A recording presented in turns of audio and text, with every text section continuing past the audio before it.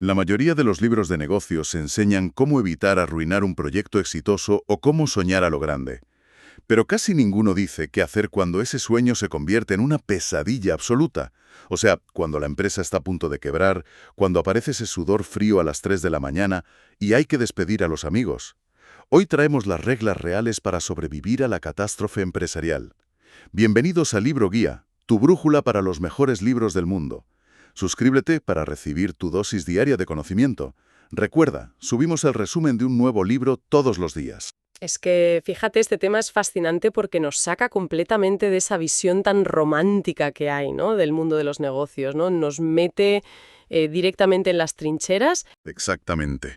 Y por eso nuestra exploración exhaustiva de hoy se centra en el libro The Hard Thing About Hard Things, bueno, conocido en español como Lo difícil de las cosas difíciles, de Ben Horowitz. El objetivo hoy es extraer esas lecciones brutalmente directas, sin filtros, sobre cómo liderar en los momentos más oscuros. Sí, sí. Y toda esta información, o sea, todo esto viene de las vivencias reales del propio autor como director ejecutivo en Silicon Valley. Hablamos de alguien que vio cómo su empresa pasaba de valer miles de millones a estar literalmente al borde de desaparecer. Una locura. Aunque, a ver, antes de meternos en faena, creo que hay un detalle biográfico curioso. El libro relata influencias muy personales de su vida, incluyendo el hecho de que sus abuelos pertenecían al Partido Comunista en Estados Unidos. Sí, totalmente. Y aquí quiero hacer un inciso rápido para nuestra audiencia. Nuestra intención en este canal es reportar los hechos e ideas del material original con total imparcialidad.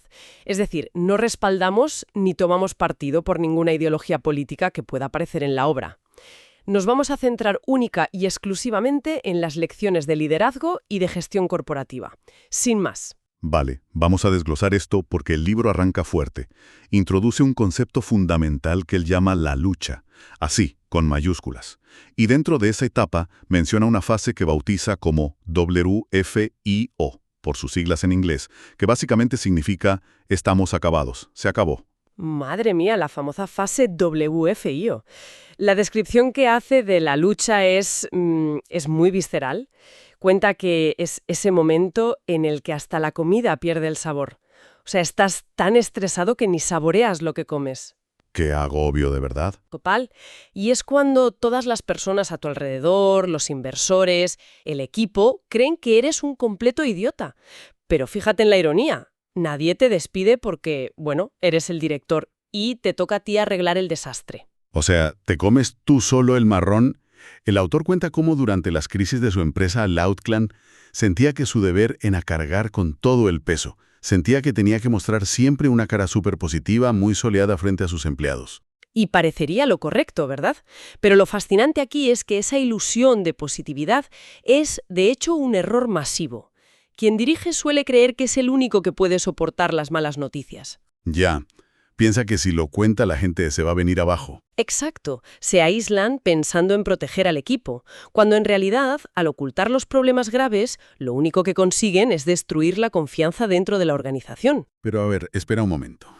Si el barco se está hundiendo, compartir el pánico con la tripulación no es como gritar fuego en un teatro lleno. No provocará renuncias masivas al día siguiente. Pues es una objeción muy natural, pero el texto explica que la dinámica humana funciona diferente. En cualquier interacción humana, la necesidad de comunicarse es inversamente proporcional a la confianza. A ver, explícame eso un poco mejor. Pues que si hay muchísima confianza, no hace falta que justifiques cada decisión que tomas. Pero si el líder oculta la realidad, los empleados lo notan. Ven los recortes, ven las caras raras en los pasillos. Si mantienes un discurso de que todo va genial, la gente asume que les estás mintiendo y la confianza cae a plomo. Claro, y los rumores de pasillo son siempre muchísimo peores que la propia realidad. Sí, sí, sí. Por eso, si se dicen las cosas tal y como son, por muy feas que sean, evitas esa desconfianza y estratégicamente consigues algo vital. Pones a un montón de cerebros brillantes de la empresa a trabajar en el problema. En lugar de estar tú solo sufriendo en tu despacho a las 3 de la mañana. Exactamente. No sufres solo y multiplicas las posibilidades de supervivencia. Vale, entonces, con la confianza ya restablecida y el equipo enfocado en el problema real, pasamos a cómo se resuelven estas crisis en la práctica. Y aquí tengo que decirlo, la guía principal de este capítulo es que no existen las fórmulas mágicas. Ay, las fórmulas mágicas. Ojalá existieran. Ojalá, pero no. El libro relata la historia de cuando su empresa, que pasó a llamarse Opsware para evitar la quiebra, estaba siendo destrozada por un competidor llamado Blade Logic. Literalmente les estaban quitando todos los contratos. Una sangría tremenda. Total. Y ante esto, el equipo directivo proponía de todo. Buscar asociaciones raras, vender a mercados más bajos, empaquetar el producto distinto, o sea, proponían cualquier cosa para evitar la confrontación directa con el competidor. Buscaban lo que en el mundillo se conoce como una bala de plata. Una solución elegante, rápida y sin dolor. Eso es. Y la respuesta de Horowitz fue brutal. Les dijo que se olvidaran, que no había balas de plata, que solo existían las balas de plomo. Me encanta esa metáfora de las balas de plomo. Es buenísima. Básicamente les dijo que tenían que construir un producto mejor, ponerse a trabajar y atravesar la puerta principal enfrentándose al monstruo de cara. Les costó 9 meses de esfuerzo agotador, noches y fines de semana, hasta que recuperaron el liderazgo. 9 meses de balas de plomo. Y si conectamos esto con el panorama general, el texto cita una filosofía muy dura del mítico entrenador de fútbol americano Al Davis. Su frase era, literalmente, a nadie le importo. Qué duro suena eso. Suena durísimo, pero es la realidad. A los inversores, a los medios de comunicación e incluso a tu madre, no les importan tus grandes excusas para fracasar. Da igual si el mercado cambió o si tuviste mala suerte. En los negocios, al final, solo importa ganar. A primera vista decir a nadie le importa suena increíblemente cínico, ¿verdad? Casi cruel. Sí, parece que te quita toda la humanidad de golpe. Pero en realidad, analizándolo bien, es profundamente liberador.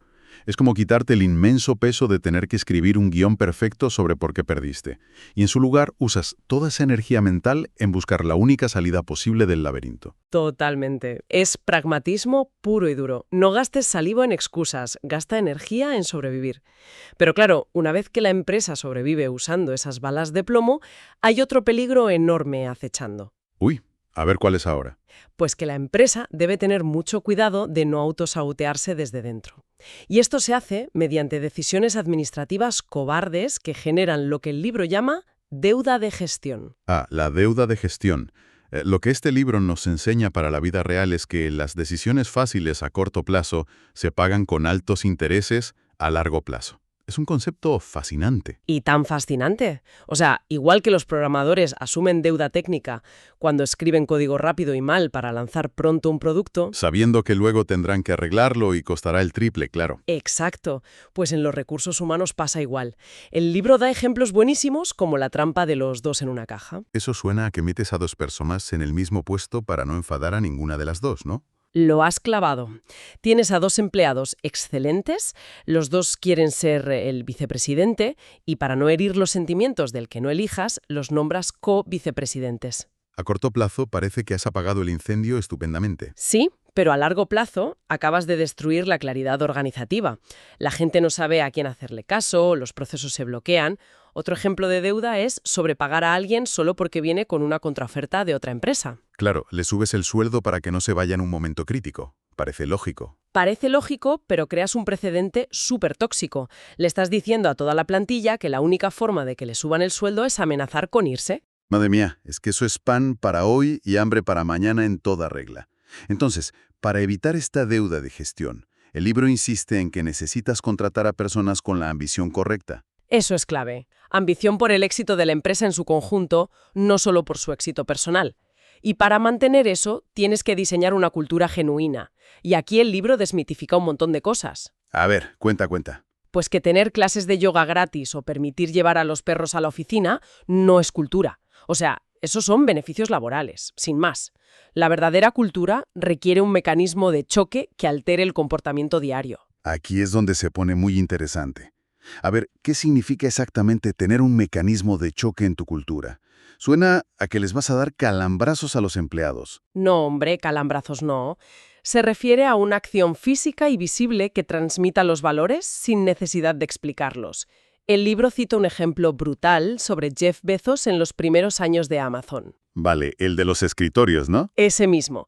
Resulta que en Amazon todos los escritorios de las oficinas se construyeron comprando puertas de madera súper baratas en una tienda de bricolaje en Home Depot y clavándoles 4 patas. Te tienes que reír. Imagínate a los nuevos empleados, súper ejecutivos, llegando a la oficina el primer día y viendo que su mesa es una puerta barata con patas. Se quedarían a cuadros. O sea, el choque era total, pero el mensaje quedaba grabado a fuego de inmediato. El escritorio les estaba gritando: aquí buscamos cada oportunidad para ahorrar y poder dar el mejor precio al cliente. ¡Qué pasada! Nadie necesitaba leer un manual aburrido de recursos humanos sobre la austeridad. La mesa se lo decía todo. Exacto.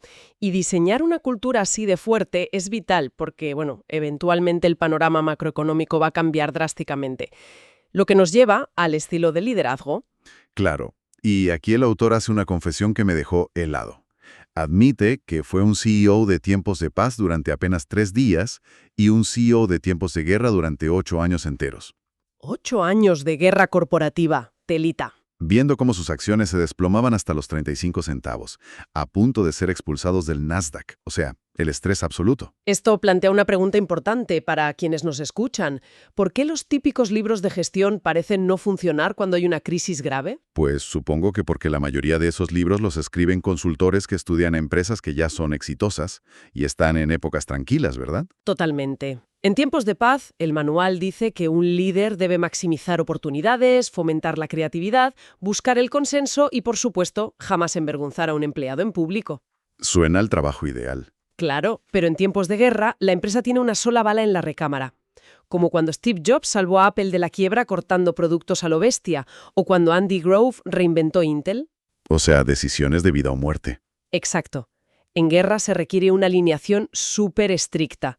El líder usa un lenguaje directo, a veces brusco, y se busca la supervivencia a toda costa, sin perder tiempo en consensos. Entonces, ¿qué significa todo esto en la práctica? Es básicamente la diferencia entre ser el capitán de un crucero de lujo y ser el comandante de un submarino nuclear bajo ataque.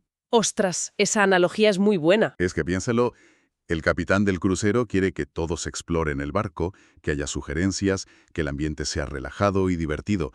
Pero el comandante del submarino necesita obediencia ciega en ese mismo instante, porque un paso en falso inunda la nave y hunde a todos. Sí, un paso en falso en el submarino y se acabó todo.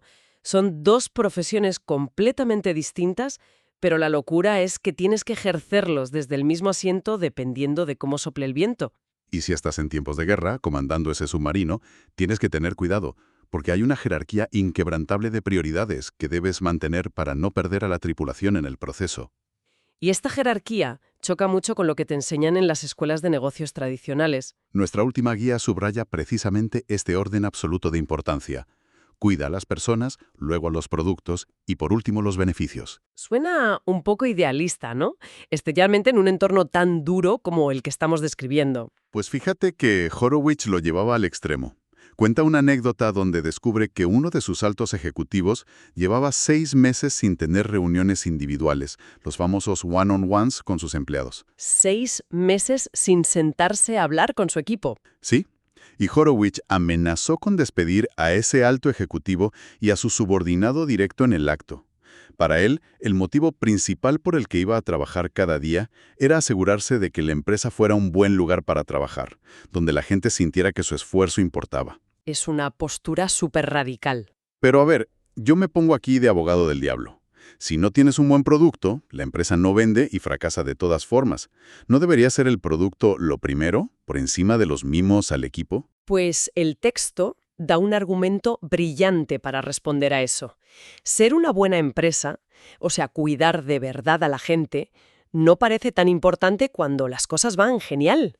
Claro, porque cuando entra mucho dinero y hay éxito, todo el mundo está contento. Exacto. El dinero actúa como un anestésico que oculta todas las grietas y los malos rollos. Pero siempre, y digo siempre, acaban pasando cosas malas. La economía se hunde o la tecnología propia falla. El invierno siempre llega. Siempre. Y cuando eso pasa, la única razón por la que tus mejores empleados, los ingenieros más top, decidirán quedarse para arreglar el marrón en lugar de irse a otra empresa más segura, es porque aman su trabajo y respetan cómo los trata la empresa. O sea que si los has tratado mal, a la primera señal de crisis, huyen todos. Exactamente. Y sin esas personas clave, no puedes salvar el producto. Y sin producto, olvídate de los beneficios. Por eso el orden es innegociable. Qué gran lección, de verdad. Bueno, para ir cerrando este análisis profundo de hoy, hay que recordar el final de la historia. Ese viaje agotador de la empresa Opsware, pasando de valer nada a ser vendida a HP por la increíble cifra de $1.650 millones. Un éxito espectacular, pero forjado a base de sudor y balas de plomo. Y quiero dejar a nuestra audiencia con un último pensamiento provocador que saca el autor en el libro. Nos dice que la habilidad más difícil de un líder no es la estrategia, sino dominar su propia psicología. Esa es la parte más dura, sin duda. Hay que aprender a separar nuestra identidad de nuestros errores. Hay que abrazar nuestra propia rareza como líderes. Y sobre todo, entender lo que decía el abuelo del autor en su lápida. La vida es lucha. Una frase que te pone los pies en la tierra de inmediato. Totalmente. Solo abrazando y enfrentando esa lucha constante podemos encontrar el verdadero éxito y la paz empresarial. Y bueno, si este resumen te ha servido de guía, dale a me gusta y suscríbete activando la campanita para que no te pierdas nuestro próximo video. Nos vemos en la próxima lectura.